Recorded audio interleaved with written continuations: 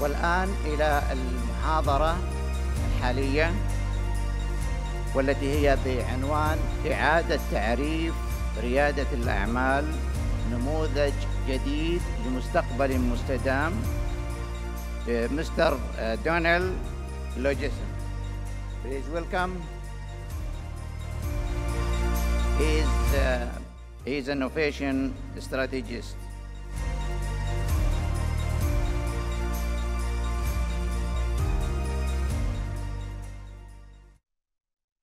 Your Excellencies, ladies and gentlemen, dear new friends that I've met these past 24 hours and dear new friends that I will meet the coming 12 hours, thank you, organizers, for inviting me to this wonderful conference. I am both thrilled and very impressed so far with what I've seen, and I'm really happy to be here. And I'm going to spend the next 25 minutes with you talking about redefining entrepreneurship and some paradigms I think that we should need to address. So let's jump straight into it. Short intro and then the paradigms, and then I will end with a gift to the innovative world. I always come bringing gifts, right, when you're traveling. So let's get right to it, and we'll start with the intro.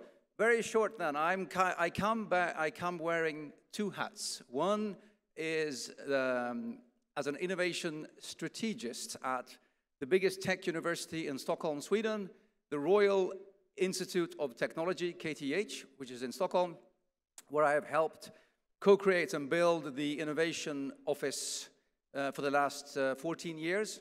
And then I also am the founder and chair of a global organization called Entrepreneurs Without Borders that helps social impact entrepreneurs scale and grow. And I'll come back to that very shortly. Let's talk about some whys. Why does KTH Innovation exist, where I work today at the university? Well, 15 years ago, 20 years ago, there was this perception that there was a big gap between academia and incubation and business and industry. And then we came into play in 2008. They started something called the Innovation Office Program in Sweden, where all universities got help with funding to start professionally oriented support offices. And that's how I came into the mix.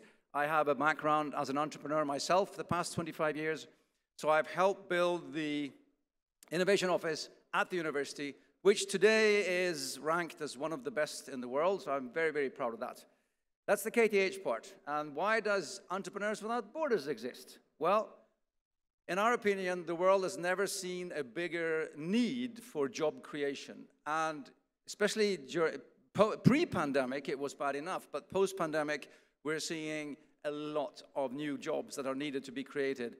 And also, with the pandemic, we backed up at least a couple of years with all of the global development goals. So we've never seen a bigger need for urgent direction towards the 17 Sustainable Development Goals. And that's why we put Entrepreneurs Without Borders in place.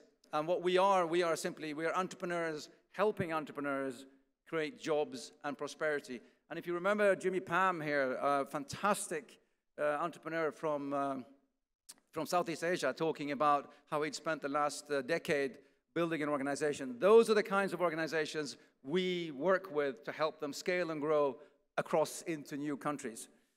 That's Entrepreneurs Without Borders. So, which paradigms do I think we should change? Redefining some words here, shall we? First of all, 1, 2, 3. First of all, let's talk about these silo paradigms. Today, we, in many societies and many places, we have a problem where we have very many good discussions. And as I said, I am very, very impressed with this forum. I am surprised over how, both humbly, but how intentionally everybody here is trying to push the boundary. However, we always need to have, as I say, get everybody into the room. All of the parties need to talk to each other. So we have government, we have academia, we have industry, we have the citizens, civil society. And in it, you might have heard of triple helix, but there's also a quadruple helix where these intersect, and they have to intersect, and we have to speak to each other. They have to be as good as they can on what they do, but they also have to have a very strong respect for the other three parts and how they interact together.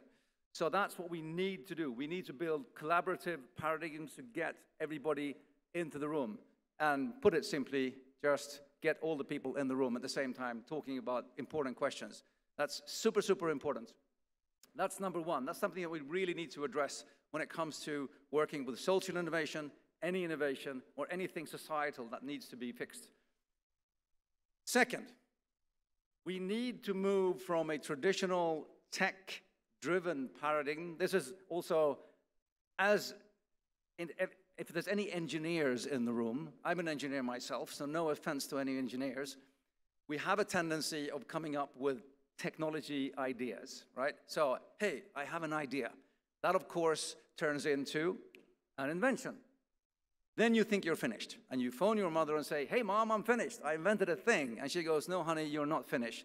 Innovation doesn't happen until you put that invention in a room, create value for a user, and that is innovation. So actually putting the invention in a context where it generates value for a user, that's innovation. And then, of course, with this paradigm, we always come afterwards and say, oh, by the way, this entrepreneurship thing, we need to add an entrepreneur as well on this to get it out there and make it the business part. So we've spent the last sort of 20 years going very much strongly with tech and idea-driven paradigm. But I want to change this, and I want us to move into a need-driven paradigm where we start looking at, okay, what do we need to fix? And as a creative exercise in this room, I know I only have 25 minutes, so I'm not going to do any workshops or any creative exercises. Let's have lunch later on, and we can do some creative exercises together. If we start with a need, and I said to you, let's bring light to this room. And for the exercise's sake, I will forbid you to use a light bulb. Immediately, you'll start thinking of how can I solve this need without using the light bulb? Maybe somebody will go, well, I'll just make bigger windows. Or somebody will say, well, how about fiber optics coming through the roof, bringing in the sunlight? How about fluorescent walls? How about fireflies? How about old school? Light a candle. There are 1,000 solutions to every need. But if we get stuck in the technology, we get stuck. So we need to start with a need, and then with that, oh, by the way, let's flip it. Let's not bring light. Let's have night vision contact lenses instead, so we don't need light. There are so many ways of doing this. Anyway, with a need in place, we can then move to different kinds of solutions that can then, of course, be a technology that works for the day. And with this model instead, the need can be the same, but we can change technology as technology develops. We don't become our technology, because the day we become our technology, the day companies, this is how big companies die. They become what they produce. We are a light bulb company. So when light bulbs go out of fashion, the company dies as well. But with the need in place, we can always switch technology. So this is really important. Oh, by the way, you're saying, what about the entrepreneur? Well, this actually is entrepreneurship. The whole need-driven approach to solving problems. So this is another really, really important thing that we need to work on when it comes to the paradigm shift, the redefining entrepreneurship of what it is and how we do it. And then I've chosen to call this the social paradigm, but I could call this the naming paradigm or the definition paradigm or whichever paradigm we want to choose for the day. We have an issue today where we're talking about things like innovation, we're talking about entrepreneurship, we're talking about investing, and they all have had their flavor of social innovation, social entrepreneurship, social investing, which is, let me just say this, really, really good. I am really happy that innovation, entrepreneurship, and investing has actually had the social prefix. However, we have some problems with this. When we're talking about social innovation, we tend to mix it up with charity. It was a really good slide here before, by the way, with the charity on the left and then the making money on the right. When we talk about entrepreneurship and we hang on social and entrepreneurship, we have a couple of problems there. One, and again, I'm saying this with love in my heart. I work with entrepreneurship, I work with tech, but we need to look up as well. The problem with this is that when we talk about social entrepreneurship, we kind of sometimes mix it up with not having to make any money at all, and we don't need to, money will just happen, as in charity. That's another problem. And then when it comes to the investing part, we have the social impact investing, which of course then looks at investing into companies that are socially oriented. The big problem with these three, I'll add one more thing for the entrepreneurship side. The problem with social entrepreneurship is that social is not enough. You have to look at a sustainable entrepreneurship paradigm instead. Because I've worked with a number of social entrepreneurs, and when we do a full SDG assessment, when we look at all the social development goals, we realize that even though you're doing something good over here, you might be breaking something over there. So you always need to have the full map in front of you when you're trying to fix big problems. And one big issue then is that, here we go, only 5 or 10% of all innovation is social. Only 5 or 10% of all entrepreneurs are social. And only 5, 10% of all investing is social. Which means that if 5%, we're asking 5% to fix this. That's never going to work. We need 100% to fix this. We cannot give the normal, if we're going to do this, we cannot give, if we're saying, oh, you're a social entrepreneur over there, oh, and here's entrepreneurs over there, that means that the 95%, they don't have to care about social.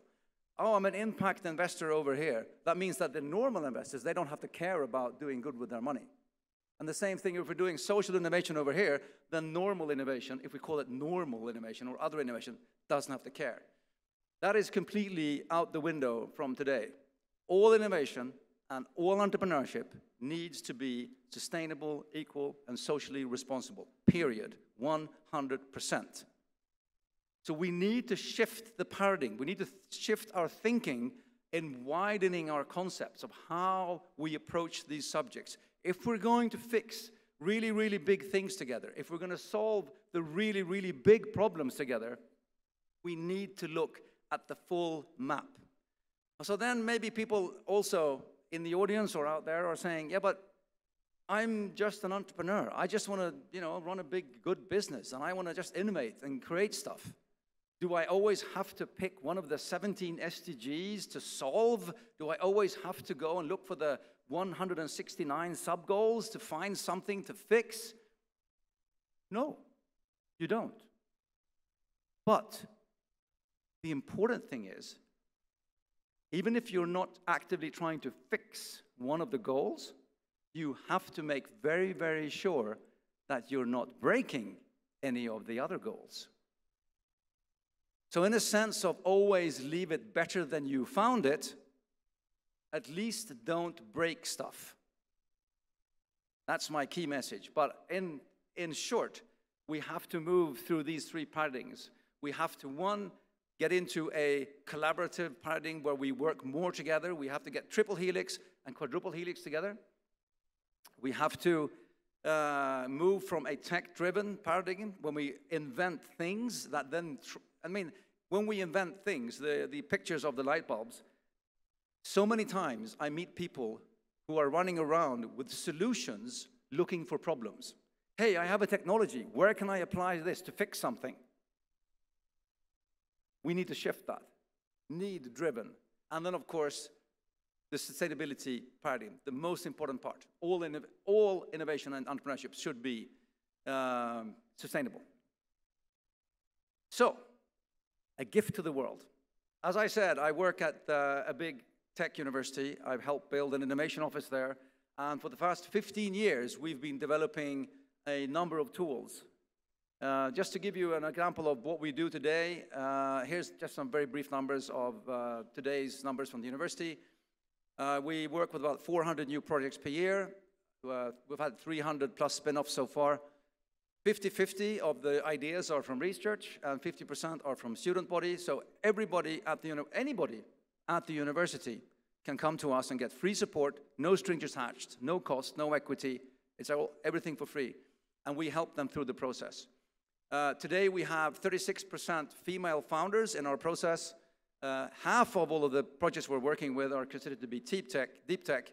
And what I'm probably most proud of, that 73% of all of the projects we're working with today consider themselves trying actively to work towards one of the sustainability goals somehow.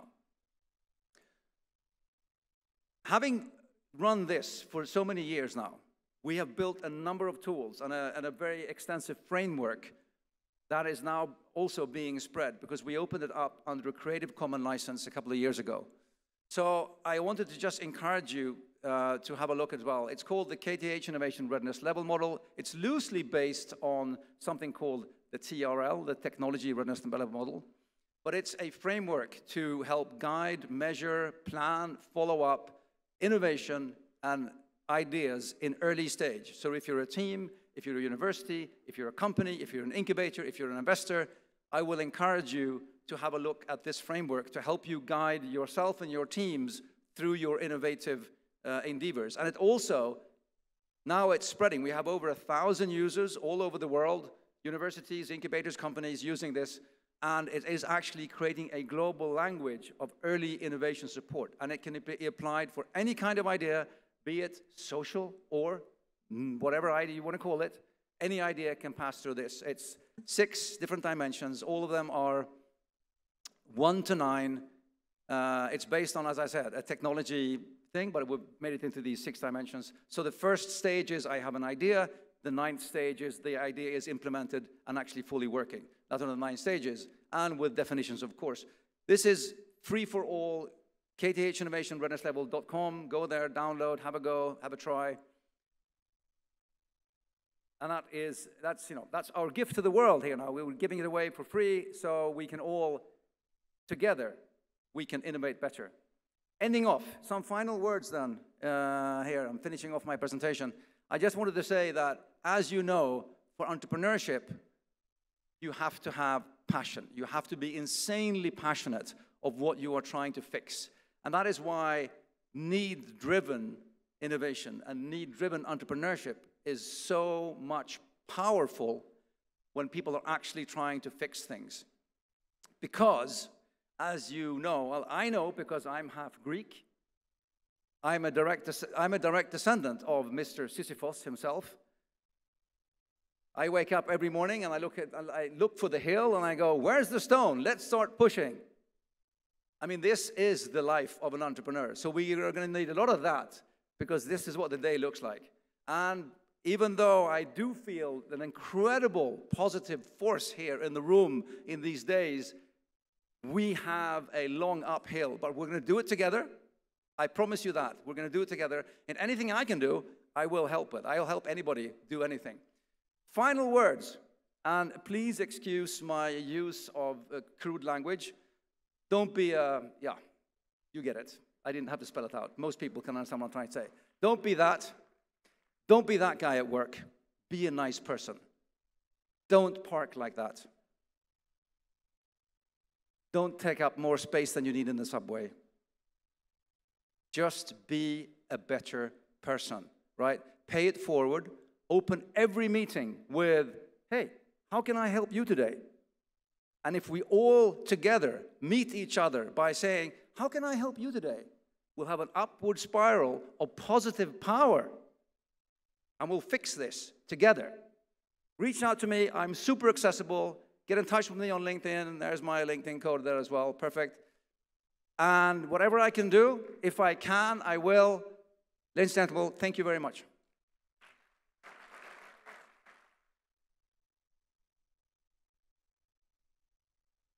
Okay. I have time for questions.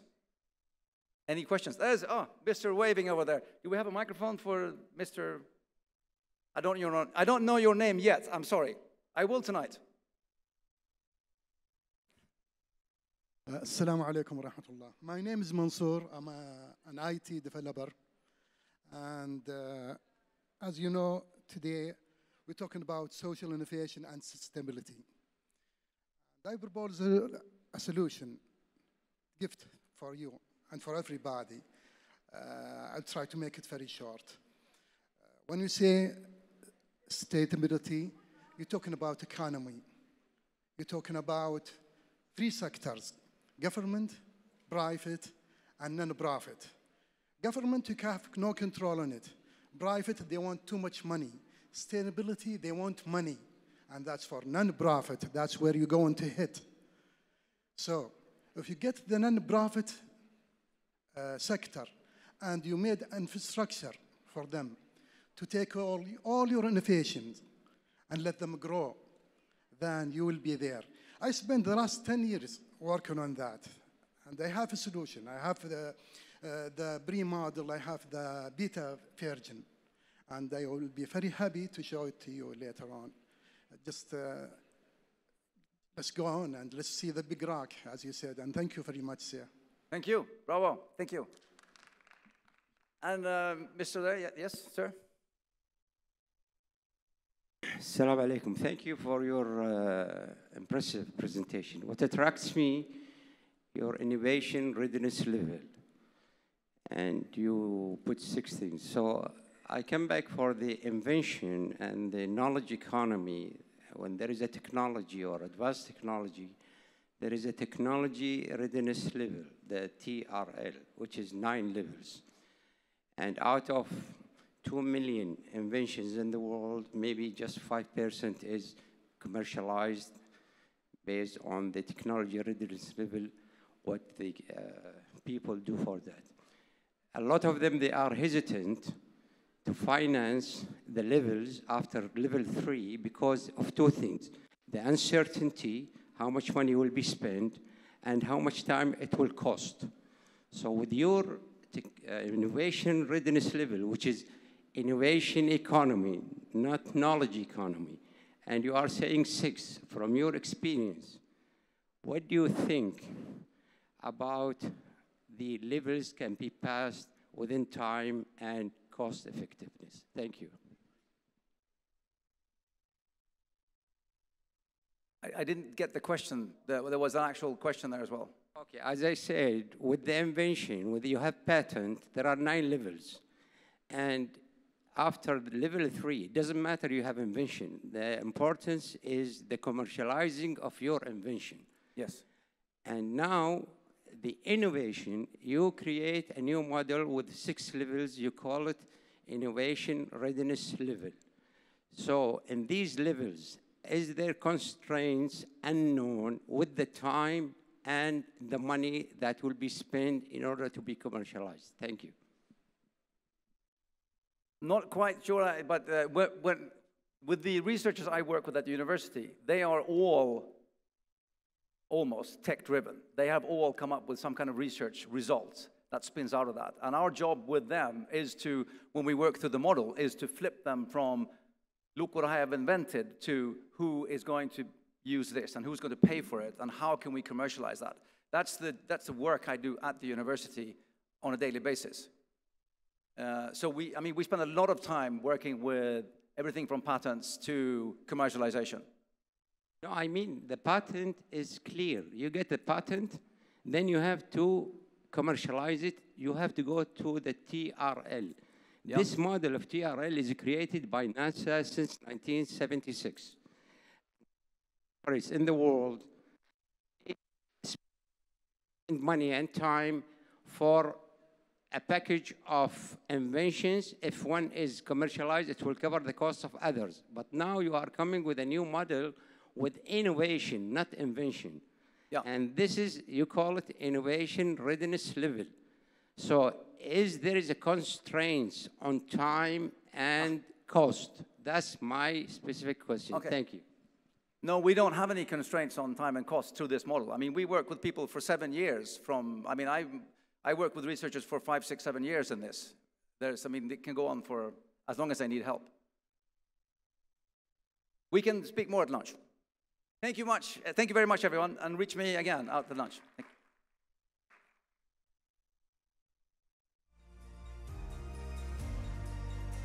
you. Very important points regarding refining the leading business. Thanks a lot, Mr. Don. You have to have patience and impatience.